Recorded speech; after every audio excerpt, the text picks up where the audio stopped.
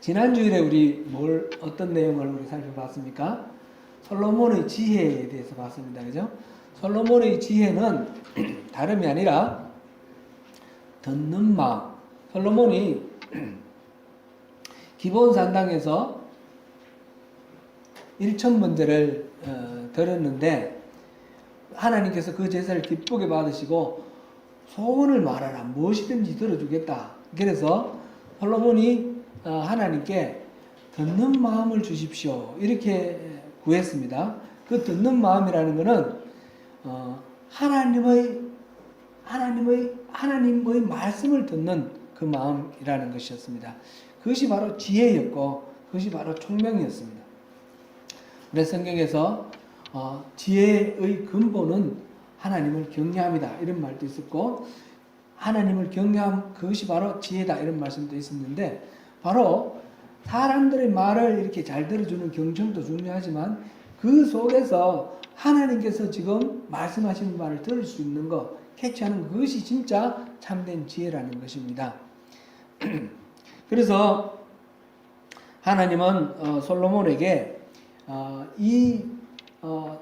하나님의 마음을 듣는, 하나님의 말씀을 듣는 마음을 구하는 이 솔로몬에게 지혜와 총명의 마음을 주셨을 뿐만 아니라 그 부귀와 영화까지 주셨다 하는 것을 우리가 보았습니다. 솔로몬은 하나님을 경외하는 그 지혜로 하나님의 백성 이스라엘을 잘 다스렸습니다. 어린 나이지만 왕으로서 그 내정과 외치 잘 이렇게 안정적으로 이렇게 자리를 잡고 틀을 잡으면서 이렇게 나갔습니다. 솔로몬이 한 치적 가운데 가장 중요한 치적, 업적, 그것이 무엇이냐 그랬을 때 누구든 부인하지 않고 모두 다 공통적으로 긍정하는 것이 바로 성전을 짓는 것입니다. 성전, 솔로몬의 성전, 우리가 이제 여러 통로로 얘기를 들었는데 솔로몬 성전, 이것을 지어서 완성했습니다. 솔로몬은 BC 971년에 왕이 되었습니다. 왕이 되었고 왕이 된 지 4년째 되는 967년이 되죠. 967년에 이 성전을 짓기 시작했고, 그리고 7년 동안 공사를 해서 960년에 이 성전을 완성을 합니다. 완공을 합니다. 이 성전을 짓기 위해서 두로는 그 이스라엘 바로 북쪽에 있는 페니키아의 유명한 그 도시 국가들이 두로, 시돈 이런 것들이 있죠. 이 페니키아가 지중해 전체를 이렇게 지배하고 있던 그런 해양 국가죠. 이 두로의 왕 히람과 다윗 왕과 이렇게 친했는데, 바로 솔로몬도 그 히람과 친하게 지내면서 계약을 체결을 합니다. 우리가 이 성전을 짓는데 필요한 여러 가지 목재는 레바논의 백향목, 이게 가장 좋은 품질 좋은 그런 목재거든요. 그 페니키아 지역에 있는 오늘날 레바논이 바로 거기입니다. 그 레바논의 백향목, 그거를 우리에게 공급해 주라. 그럼 대가로 그럼 뭐 줄까? 그랬더니 그쪽에서는 궁중에서 필요한 양식을 달라. 그래서 양식을 주기로 하고 또 이 백향목을 받기로 하고 서로 이렇게 계약을 체결해서 그것을 받았습니다. 그 다음에 이제 이 공사를 성전 완공하기 위해서 동원된 인력을 보면 그 목재를 채굴하기 위해서 동원된 사람이 3만 명이에요. 3만 명인데 한 달에 10,000명씩, 그래서 10,000명이 가서 일하고 또 돌아오면 다음 10,000명이 가서 일하고, 그래서 3만 명이 한 달은 일하고 두 달은 쉬고 이런 식으로 3교대로 이렇게 하면서 그렇게 목재를 벌채를 해왔습니다. 이 목재를 벌채를 해서 바다를 통해서 뗏목으로 이렇게 와서 이렇게 운반하고 하는데, 운반하는 인력이 7만 명이었어요. 여기 보니까 열왕기상에도 나오고 지금 역대하에도 나오는데 운반하는 그런 인력이 7만 명. 그리고 이 성전을 위해서 이제 돌을 뜨는 채석장에서 일하는 인력이 8만 명. 그러니까 이 인부가 총 18만 명이 되는 거죠. 이때 당시 어떤 인구로 봤을 때 18만 명이라는 것은 전 국민이 다 동원됐다 이렇게 말해도 과언이 아닐 정도로 이렇게 모두가 다 동원돼서 일하고 있습니다. 감독하는 사람만 해서 3,300명이다 이렇게 나와 있습니다. 성전이 지어진 자리는 모리아산이라 그랬고 오르난의 타작마당이다 그랬습니다. 모리아산 하면 우리 떠오르는 이야기가 있죠. 모리아산은 아브라함이 백세에 낳은 아들 이삭을 하나님께 바치려고 갔던 그 자리입니다. 그죠?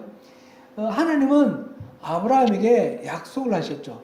하늘의 별들처럼 바닷가의 모래처럼 그 자식을 아주 번성하게 해주겠다 그랬는데 이 아브라함 100살이 될 때까지 자식이 없었어요. 그 전에 이스마엘을 또 이렇게 낳기도 했는데 하나님은 이스마엘이 아니라 사라를 통해서 얻는 적통의 자식을 통해서 그런 자손들을 번성하게 해주겠다 약속을 했기 때문에 계속 기다리는데 100살 때 낳은 이삭이에요. 근데 이 귀한 이 아들을 하나님이 번제로 바쳐라 그랬어요. 번제는 완전히 각을 떠서 불태워서 이렇게 제로 만드는 그런 제사예요. 그래서 아브라함이 그 이삭을 드리러 갔던 곳이 모리아산입니다. 자기의 유일한 소망이고 꿈이었고 자기의 기대는 삶의 의미였던 이 이삭이지만 하나님이 바치라고 하시니까 하나님을 믿으니까 하나님의 방법이 있겠지. 그러면서 하나님을 믿고 가서 그 이삭을 바치려고 했는데 하나님께서 멈추게 하시죠.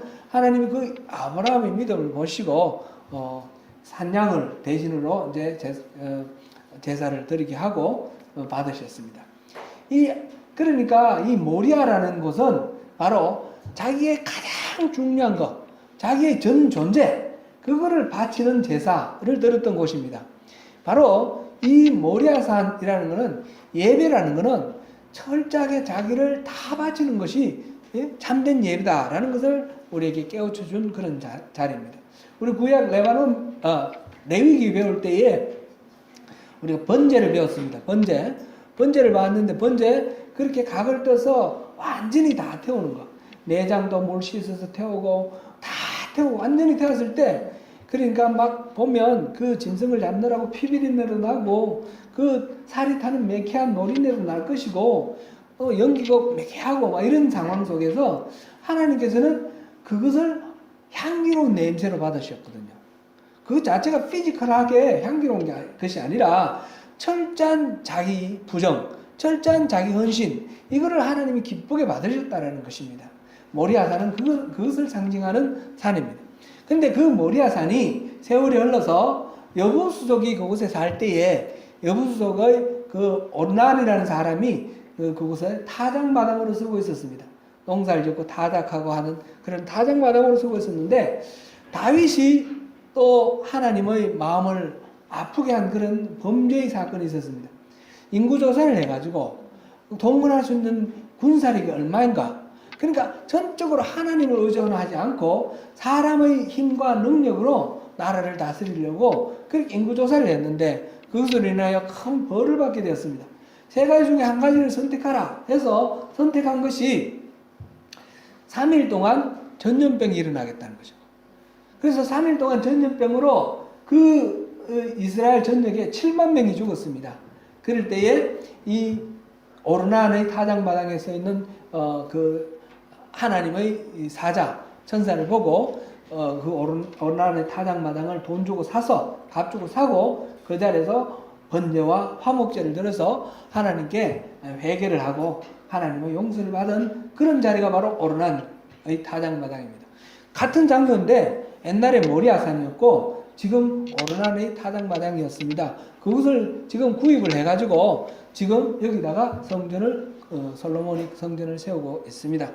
그러니까 이 성전 터전은 철저한 자기 희생, 철저한 헌신으로 하나님께 자기를 드리는 그런 예배와 자기의 죄에 대해서 철저하게 회개하고 하나님 앞에 나가는 그 예배, 이 제사, 자기 부정과 회개, 이것이 예배의 가장 근본적인 속성 아니겠습니까? 바로 그것이 바로 이 모리아산이며 오르난의 타작마당인 그 성전터가 바로 그런 것을 상징하는 자리였습니다. 바로 그곳에 성전을 세웁니다. 성전은 규모를 보면 길이가 60규빗, 너비가 20규빗, 높이가 30규빗 이렇게 되어 있어요. 그러면 30m, 10m, 15m 이 정도 되는데 이게 지금 폭이 한 10m 정도 되죠. 10m 되겠죠. 그리고 이 길이는 지금 한 15m 정도 될 것 같은데 15m, 20m는 조금 덜 될 것 같고 그러면서 한번 상상을 해보십시오. 폭은 10m, 길이는 30m. 이거 2배 정도 길이 30m. 높이가 지금 높이는 15m, 높이 15m 그 정도로 되는 그런 규모로 지금 성전이 세워집니다. 성전의 벽은 기본적으로 석재로 쌓았어요. 또 돌을 떠서 돌로 이렇게 돌벽돌로 쌓았고 그 위에다가 이렇게 나무로 이렇게 덮었습니다. 나무로 덮었는데 이 덮은 나무는 그 레바논의 백향목으로 덮었고 바닥은 잣나무로 덮었다 그랬어요. 잣나무로 마루를 깔았다 그랬고 천정과 벽은 백향목으로. 그러니까 그 당시에 있었던 최상의 그 석재와 최상의 목재로 이렇게 만든 겁니다. 그리고 그 위에는 또 금으로 다 덮었습니다. 완전히 천정과 벽과 바닥까지 다 금으로 다 덮었습니다. 거기에 성막에서는 이렇게 텐트를 쳤는데 조각목, 아카시아 나무로 이렇게 벽을 쌓고 그 위에 텐트를 이렇게 덮었는데 지금은 석재로 쌓고 그 위에 또 백향목으로 덮고 금으로 덮고 이런 식으로 이렇게 했습니다. 지성소는 그 성막에서와 마찬가지로 정육면체죠. 10m, 10m, 10m, 높이도 10m 이렇게. 그리고 성소는 10m, 20m, 그다음에 이쪽도 15m 이렇게 직육면체 그런 모양입니다. 우리가 이건 뭐 자세하게 알 필요는 없어요. 그냥 한번 지나가면서 한번 얘기해보고 그 다음에 잊어버려도 되는 것입니다. 그 다음에 지성소 안에는 감람나무로 그룹을 둘을 이렇게 만들었습니다. 그룹이 천사죠. 천사 날개가 한쪽이 5m, 이쪽이 5m, 그러면 10m죠. 아니죠. 날개가 20규빗인데 5규빗이니까 2.5m. 그래서 그룹 하나 날개를 폈었을 때 5m 되는 두 그룹이 이렇게 서로 이렇게 마주 나란히 서 있으니까 이쪽 벽에서 저쪽 벽까지 이렇게 딱 꽉 차는 거죠. 그 지성소에 그룹이 있었어요. 성막에서는 어떻게 되어 있었어요? 언약궤 위에 뚜껑을 이렇게 쳐서 이렇게 그룹을 이렇게 만들었어요. 그리고 언약궤 뚜껑, 이 그룹 사이가 바로 시연좌였는데 지금 여기서는 큰 그룹을 둘을 이렇게 만들어서 뒀습니다. 그 다음에 지성소에는 떡상이 있고 등대가 있고 향단이 있는데 분향단, 떡상 이런 다 황금으로 다 만들었고요. 그런데 등대는 성막에서는 하나가 있었죠. 하나가 있었는데 여기는 양쪽으로 5개씩 10개 이렇게 만들었어요.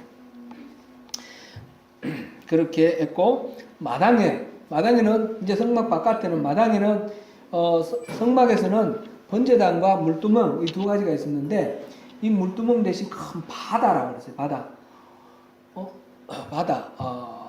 직경이 10규빗, 직경이 10규빗, 높이가 5규빗 이렇게 되는 큰 이런 큰 솥을 이렇게 만들었고 소를 3마리씩 이렇게 사방으로 이렇게 바깥을 보게 하고 그 위에 바다를 올려놨고 물두멍은 10개를 만들어서 왼쪽 오른쪽 5개씩 이렇게 놓았어요. 그 다음에 번제단은 또 그대로.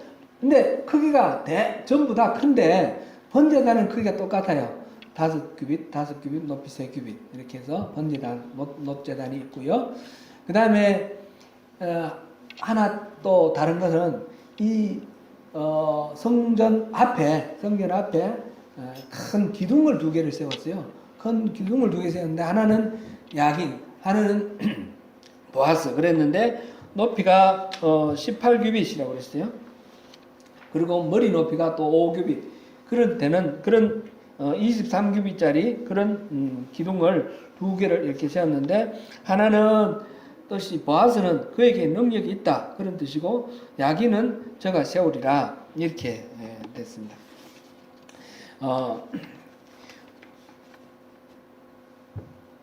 전체적으로 봤을 때 규모가 크고 이전에 성막은 이제 운반하기 좋게 조립식으로 이렇게 만들었는데 이제는 더 이상 운반할 필요가 없는 고정된 그런 성전으로 이렇게 만들었죠. 그렇게 해서 성전을 건축을 했는데 그 내용의 기사는 열왕기상 6장 7장에 자세히 나와 있고 똑같은 내용이 역대하 3장과 4장에 동일하게 기록되어 있습니다. 성전 건축을 마친 후에 지금 성전의 위치는 보면 이 예루살렘, 지금 예루살렘에 보면 아주 동쪽에 사진 보면 동쪽에 이렇게 절벽 같은 게 이렇게 있지 않습니까? 그리고 길쭉하게 이렇게 있다고 보면 되겠습니다. 다윗성, 여부수족이 쓰던 그 다윗성은 이 남쪽에 아래쪽에 있는 시온산이에요. 시온산, 다윗성, 시온산 여기 있고 중간에 이렇게 조금 간격을 띄워서 뒤에 모리아산이 있는 거예요. 모리아산이 지금 성전산이 되었습니다. 성전산이 되어 있고 그 가운데는 오펠이라고 해가지고 성경에는 오벨 이렇게 나오는데 오펠이라고 해서 그거는 거주지 이렇게 땅을 메꿔서 거주지로 이렇게 만듭니다. 나중에 이제 여러 번 이 공사가 계속 성전을 둘러싸고 공사가 되는 동안에 그 가운데 있던 골짜기도 메꾸고 그렇게 해서 이 예루살렘이 원래 그때 당시보다는 훨씬 넓어지죠. 헤롯 대왕 때의 성전의 넓이는 처음에 솔로몬의 성전 넓이보다 성전 자체는 똑같은데 그 바깥에 있는 안뜰, 바깥뜰, 이렇게 이스라엘의 뜰, 이방인의 뜰 이렇게 하면서 그 뜰이 아주 넓어져가지고 한 20배, 30배 이렇게 넓어집니다. 그래서 헤롯 대왕 때는 아주 넓은 그런 것이 되죠. 지금 언약궤는 어디 있습니까? 언약궤는 다윗이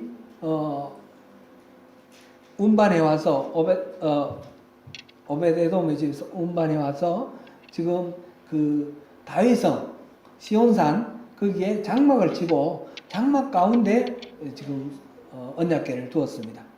그리고 나머지 성막에 필요한 여러 가지 기구들은 기본 산당에 있다 그랬죠.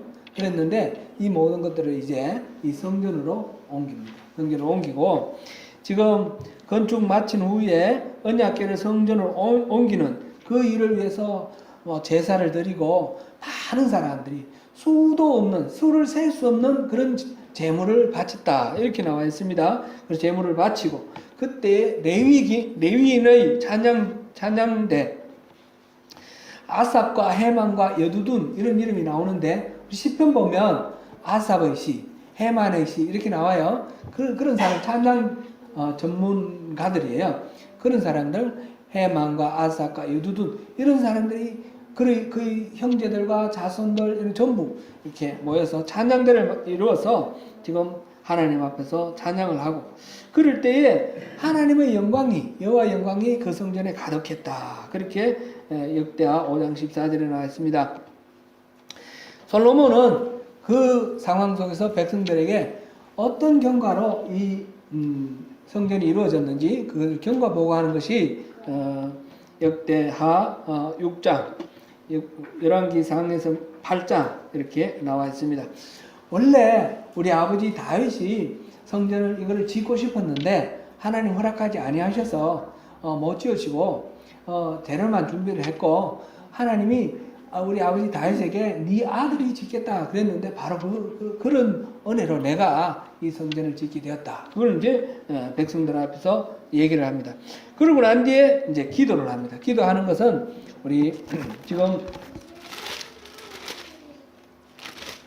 6장, 이 역대하 6장의 내용이 전부 기도이고요. 그 다음에 열왕기 상에도 8장이 전부 기도인데, 이 기도가 크게 나눠서 세 가지 이렇게 로 분류를 할 수 있습니다. 역대하를 중심으로 보겠습니다. 역대하를 중심으로 보면 첫째 6장 12절부터 17절까지는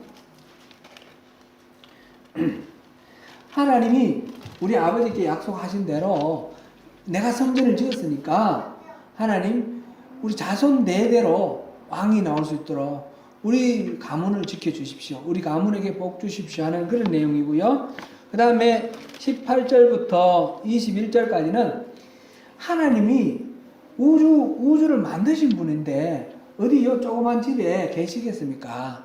하나님 여기 계실 수는 없을 것이고, 하늘의 하늘이라도 하나님을 수용하지는 못할 텐데, 그런데 요 조그만 집이지만 하나님 여기에 하나님 이름을 두시고, 하나님이 시선을 여기에 두시고 거두지 마시고 늘 여기를 보시고, 이 성전에서 기도하거나 성전을 향해서 기도하는 사람들의 그 기도를 들어주시고 응답해 주십시오. 그런 내용. 그 이제 전체적인 그런 내용이고요. 그 구체적으로 그렇게 성전을 향해서 성전에서 기도하는 내용이 22절부터 쭉 나옵니다. 22절부터 42절까지 쭉 나옵니다. 거기 보면 22절부터 42절까지는 7가지로 나오는데, 사람이 이웃에게 범죄하거든 범죄했을 때 그 범죄된 것 때문에 성전에서 기도할 때 들어주십시오. 용서해 주십시오. 하나님께 범죄했을 때 용서해 주십시오. 또 주께 범죄함으로 말미암아 하늘이 닫히고 비가 내리지 않을 때, 그럴 때 하나님 회개하고 기도하거든 하나님 마땅히 살 길이 어떤 것인지 알려주십시오. 그 다음에 기근이나 뭐 전염병이나 전쟁이나 이런 게 났을 때 그 어떤 가운데 기도하면 들어주십시오. 이런 식으로 해서 이방인도 기도하면 들어주시고, 또 전쟁에 나갈 때 기도하면 그 전쟁을 인도해 주시고, 또 사로잡혀 가서 먼 나라로 포로로 끌려갔을 때 그때도 이 성전을 향해서 기도하면 하나님께서 들어주십시오. 이런 기도가 지금 7가지가 쭉 나옵니다. 그렇게 솔로몬이 기도를 하고 난 뒤에 이제 성전 낙성식, 봉헌식을 합니다.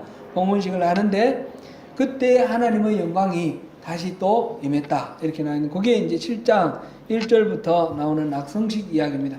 낙성식은 7월 달에 낙성식용으로 일주일, 그리고 7월 14일부터 있는 그 초막절 일주일 해서 2주일 동안 이 낙성식을 계속했다, 그런 얘기가 나오고요. 그렇게 했을 때 하나님께서 솔로몬에게 밤에 나타나셔서 약속을 하시는 겁니다. 지금 솔로몬이 기도했죠. 성전을 짓고 성전을 이렇게 지었으니까 하나님 우리의 기도를 이렇게 들어주십시오. 이렇게 기도했는데 이 기도에 대한 응답이 지금 나오는 것입니다. 오늘 본문은 바로 하나님이 그 솔로몬의 기도에 대해서 대답하시는 거예요.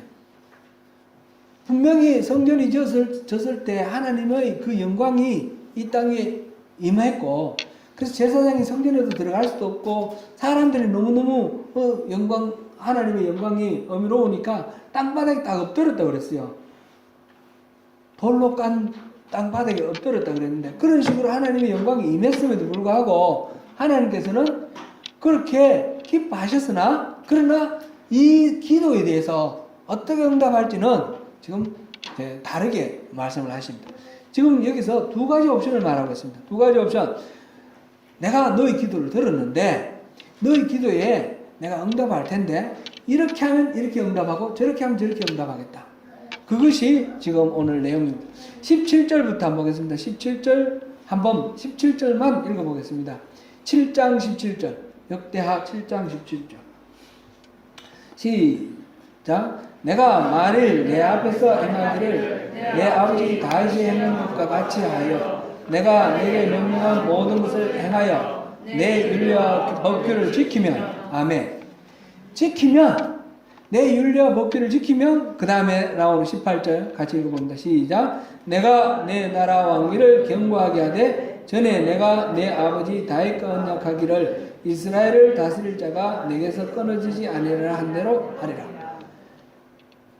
율례와 법규를 지키면 약속한 대로 모든 그 번영을 주겠다라는 그런 말씀이죠.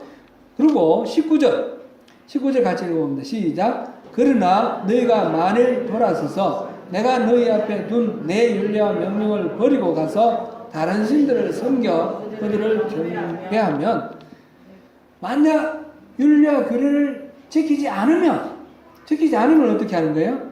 20절 같이 읽습니다. 시작. 내가 너에게 준 땅에서 그 뿌리를 뽑아내고 내 이름을 위하여 거룩하게 한 이 성전을 내 앞에서 버려 모든 민족 중에 속담거리와 이야기거리가 되게 하리라. 이 율례와 법도를 지키지 않으면, 법규를 지키지 않으면 이 성전을 무너뜨리겠다는 것입니다. 그 다음에 이어져 나오는 이야기가 사람들이 그 성전 그렇게 훌륭하게 지었던 이 성전이 왜 이 모양이 됐냐 그랬을 때 그 조상들이 이집트에서부터 애굽에서부터 인도해낸 하나님을 버렸다. 그래서 저렇게 망했다. 그런 이야기들을 지금 21절 22절에 이야기하고 있습니다. 조건부입니다. 조건부. 그죠? 조건부. 법도와 율례를 지키면, 법규와 율례를 지키면 약속대로 번성하게 해주고 안 지키면 망하게 하겠다. 그런 말씀이에요. 야, 율례와 법도를 지켜야 된다. 하나님이 우리에게 주신 율례와 법도를 다 지켜야 된다. 그러니까 우리가 참 가슴이 철렁하고 참 걱정이 됩니다. 근데 이 율례와 법도를 지킨다는 말은 그 성경에 나오는 여러 가지 율법들을 조문조문 지키는 것, 그거를 말하는 것이 아닙니다. 기본적으로 율례와 법도를 지킨다는 것은 하나님과의 바른 관계, 신실한 관계를 유지하느냐, 그렇지 않느냐라는 것입니다. 곧 17절에는 율례와 법규를 지키면이라고 나왔고 19절에는 내 율례와 명령을 버리고 가서 다른 신들을 섬겨 그들을 경배하는 이렇게 되어 있습니다. 율례와 법규를 버리는 것은 다른 신들을 섬기는 것입니다. 하나님을 섬기는 것과 다른 신을 섬기는 것, 이렇게 두 가지로 대비된다 이렇게 볼 수 있습니다. 이 이야기를 전체적으로 이제 통합한 그런 내용이 바로 14절입니다. 오늘 우리가 이번 주 중에 외일 성경 구절이죠. 14절을 다시 한번 읽어보겠습니다.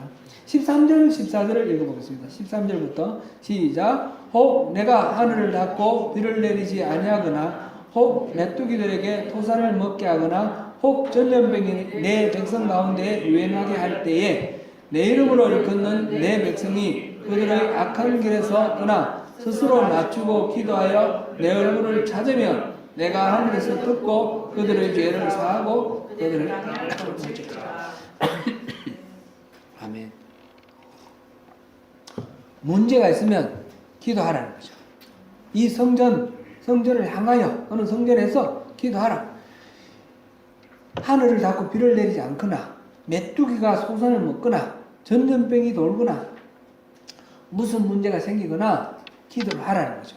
기도하면 응답하겠다 하는 그런 말씀입니다. 그런데 응답을 하시는 말씀이 내 이름으로 일컫는 내 백성이 그들의 악한 길에서 떠나 스스로 낮추고 기도하여 내 얼굴을 찾으면 내가 하늘에서 듣고 그들의 죄를 사하고 그들을 땅을 고칠지라. 우리말 성경에서는 맨 먼저 뭐가 되어 있습니까? 그들의 악한 길에서 떠나, 자기가 잘못하고 죄 지은 자리에서 떠나서 악한 길에서 떠나서 그 다음에 기도하고 하나님을 찾고 그러면 악한 길을 떠나서 스스로를 낮추고 기도하고 하나님을 찾으면 하나님이 하늘에서 들으시고 이루어주겠다. 그런 응답하겠다. 그 말씀이죠. 근데 이 말씀 원래 원문과 더 가깝게 번역한 것이 영어 성경입니다. 영어 성경 NIV 성경의 순서를 보면 먼저 자기 자신을 낮추고 겸손히 하고 그 다음에 기도하고 하나님을 찾으면 하나님 찾고 그리고 turn their wicked way 그들의 악한 길에서 떠나라 이렇게 되어 있습니다. 이게 중요한 어떤 차이가 있습니다. NIV 성경이 이게 본문에 더 가깝게 더 맞게 번역한 것입니다. 지금 악한 길에서 떠나서 하나님과 가까워지는 것이 아닙니다. 하나님과 가까워지면 악한 길에서 떠나게 된다는 것입니다. 우리가 어떤 악한 일을 멈추려고 할 때, 우리 잘못된 죄를 지었을 때, 다시는 이 죄를 짓지 않겠다고 결심하고 결단하고 막 하는데, 반복해서 그 죄를 짓는 그런 경우가 있습니다. 어떤 경우는 우리 중독되어 있는 그 죄에서 벗어나지 못하는 경우가 있습니다. 그랬을 때 이 죄에서 벗어나야지 하나님이 기뻐하시고 나를 사랑해 주실 텐데 하면서 그 죄에 빠져 있는 자신이 너무 부끄러워서 하나님 앞에 가지도 못하고 그 죄와 계속 실험하면서 엎어지고 자빠지고 그러면서 스스로 패배감에 빠지고 좌절하게 되고 포기하게 됩니다. 그런데 지금 성경에서 하나님 주시는 말씀은 그런 것이 아니라 겸손히 자기를 낮추고 자기 연약한 모습을 인정하라는 겁니다. 나는 죄인이다. 나는 넘어지는 존재다. 자기의 죄인을 인정하고 그리고 기도하라는 거죠. 하나님 도와주세요. 나로서는 이게 이길 수가 없네요. 하나님 또 넘어졌네요. 내가 그렇게 결단했는데 또 넘어졌습니다. 하나님 도와주세요. 그리고 하나님을 찾으라는 겁니다. 하나님 찾으면 그래서 하나님과 관계가 회복이 되면 그 다음에 악한 길에서 떠나게 되는 겁니다. 악한 길에서 떠나고 난 뒤에 하나님을 찾으려고 그러면 자꾸 죄책감이 들고 하나님 앞에 떳떳하지 못해서 나가지 못하는데 그런 연약한 모습을 인정을 하고 하나님 앞에 나가게 되면 그래서 하나님하고 친밀한 교제가 맺혀지면 저절로 악한 것이 멀어져 간다는 것이죠. 어두운 방 안에 빛이 들어오면 모든 어둠은 순식간에 빛의 속도로 달아납니다. 그렇지 않습니까? 어둠을 몰아내려고 우리가 아무리 애를 써도 안 됩니다. 빛이 들어오면 자동적으로 어둠이 물러갑니다. 하나님과 우리의 관계가 온전하게 회복이 되면 자동적으로 우리의 어둠이 물러져 갑니다. 그렇게 되면 하나님께서 우리와 하나가 되셔서 우리의 그 모든 기도에 응답을 해주신다는 것입니다. 성전 자체가 능력이 아닙니다. 성전에 임재하시는 하나님, 성전에 이름을 두고 성전을 향하여 기도하는 그 영혼들을 바라보시는 하나님의 그 눈길, 그것이 있을 때에 성전은 성전입니다. 하나님이 관심을 끄시고 하나님 눈길을 거두어 버리시면 그것이 아무리 화려하게 레바논의 백향목에다가 정금으로 이렇게 싸고 아무리 화려하게 아름답게 지어진 그 성전도 그냥 돌무더기에 불과한 것입니다. 예레미야 선지자는 그래서 성전 문 앞에서 그 성전을 들어오는 사람들에게 말합니다. 이것이 여호와의 성전이다. 여호와의 성전이다. 여호와의 성전이다 하는 거짓말을 믿지 마라. 건물이 성전이 아니라는 것입니다. 하나님의 임재가 성전인 것입니다. 솔로몬 성전은 BC 587년에 유다가 멸망을 할 때 다 파괴되었습니다. 나중에 바벨론에서 귀환하면서 스룹바벨을 중심으로 해서 그 성전을 회복시켰습니다. 제2성전이라고 그러죠. 그 예수님 당시에 헤롯이 그 성전을 또 중수를 했습니다. 그렇지만 로마가 AD 70년에 그것을 완전히 파괴시켜버렸습니다. 예수님이 말씀하신 것처럼 돌 위에 돌 하나 남지 않는 그런 식으로 철저하게 파괴되어 버렸습니다. 지금은 성전 그 자리에 그 이슬람의 그 모스크가 있습니다. 황금사원이라고 그러죠. 그러므로 이 건물로서의 성전은 의미가 없습니다. 예수님은 말씀하셨습니다. 내가 성전이다. 나를 무너뜨려라 사흘 만에 일어나겠다. 예수님이 자신이 성전이신 것이고 그리스도의 몸된 교회가 성전인 것입니다. 교회 안에 하나님이 계시면, 하나님이 임재하시면 성전이 되는 것이고 교회 안에 하나님이 임재하지 아니하시면 아무것도 아닌 것입니다. 우리 코로나를 통해서 우리가 이 건물 예배당에서 예배할 수 없는 것을 경험해 봤습니다. 지금 온 세계가 그런 경험을 하고 있습니다. 그랬을 때 건물이 없으니까 아무것도 아니냐? 그게 아니죠. 우리 가운데 하나님이 계시면 우리 삶의 현장이 성전이 되는 것이고 그 삶의 현장에서 우리가 하나님을 예배할 때 하나님은 그것을 기쁘게 받으시는 것입니다.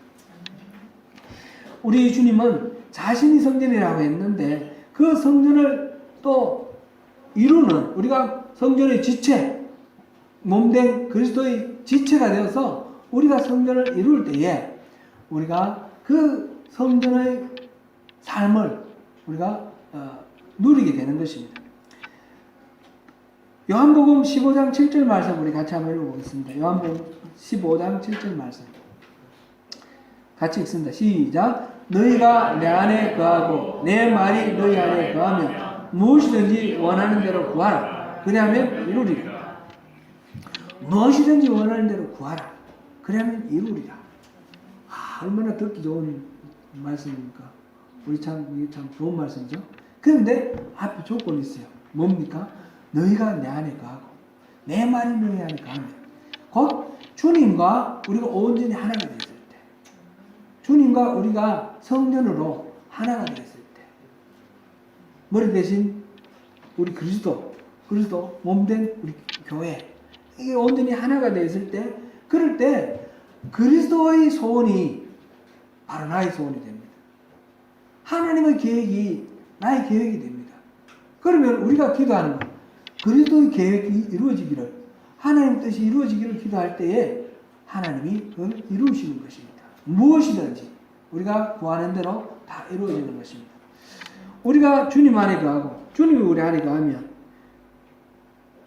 다 주님의 뜻 안에 있는 우리의 소원이 온전히 이루어지는 것입니다. 사랑하는 성도 여러분, 자신을 먼저 자신을 낮추고 기도하고 하나님을 구하여서 하나님과 친밀한 그런 교제, 그런 관계를 이룰 때에 그렇게 이루어질 때 하나님께서 우리 안에 있는 모든 죄와 악의 요소들을 빼버리고 우리가 하나님의 뜻을 이루는 하나님의 사람으로 귀하게 쓰임받는 그런 은혜를 우리에게 허락하십니다.